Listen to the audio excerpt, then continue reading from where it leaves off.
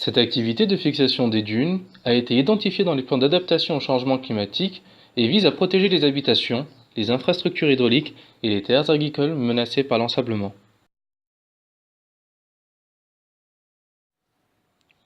La fixation des dunes passe par deux étapes successives. La fixation mécanique ou cléonage consiste à installer des palissades avec un maillage de 20 mètres x 20 mètres jusqu'à 40 x 40 mètres, selon le degré d'ensablement de la zone. Ce cléonage n'étant pas durable, il nécessite un rehaussement tous les 4 à 6 mois jusqu'à la stabilisation définitive de la dune.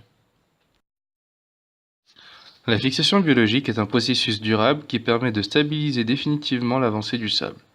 Cela nécessite de mettre en place une pépinière forestière avec un choix particulier des espèces adaptées, avec un système racinaire assez développé permettant la stabilisation du sable.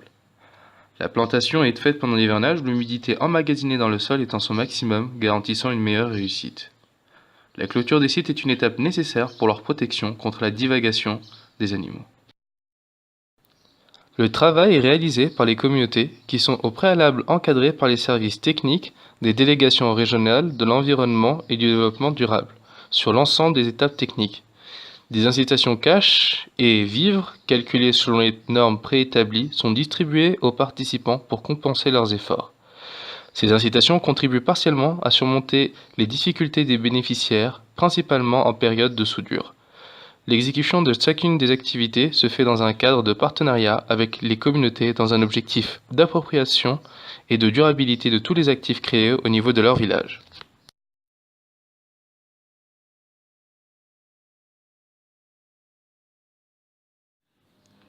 514 hectares de dunes ont été fixés dans 30 sites du projet.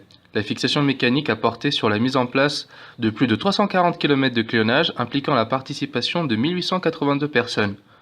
Le nombre total des bénéficiaires du cléonage est de 11 333 personnes qui ont reçu comme incitation 38 610 000 ouguiyas de cash et 95 tonnes de vivres. La fixation biologique a impliqué la participation de 1306 personnes, faisant bénéficier 7663 personnes, qui ont reçu la somme de 18 816 095 ouguiyas comme incitation cash.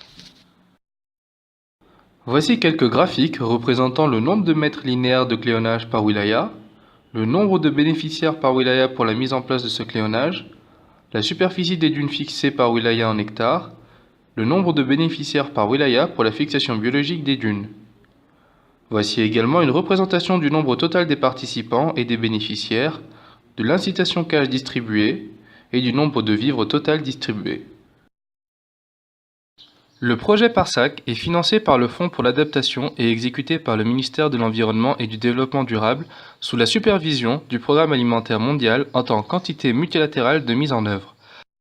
La zone du projet s'étend sur 8 wilayas couvrant les zones aux taux les plus élevés d'insécurité alimentaire et de malnutrition, à savoir Trarza, Brakna, Gorgol, Guidimara, Hadchelgi, Hadgarbi, Tagant et Asaba.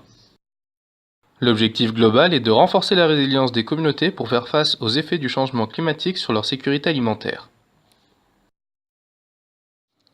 Le projet est conçu autour de 3 composantes.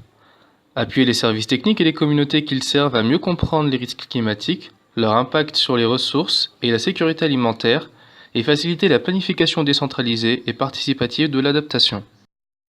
La deuxième composante est de concevoir et mettre en œuvre des mesures concrètes d'adaptation identifiées par la planification d'adaptation communautaire qui vise à lutter contre la désertification et la dégradation des terres. La dernière composante est de concevoir et mettre en œuvre des mesures concrètes d'adaptation identifiées par la planification d'adaptation communautaire qui vise à diversifier et à renforcer les moyens de subsistance des populations vulnérables. Si vous avez aimé ce documentaire, n'hésitez surtout pas à aimer et à partager. Jetez aussi un coup d'œil à notre page Facebook et Twitter pour pouvoir en apprendre plus encore sur le projet PARSAC.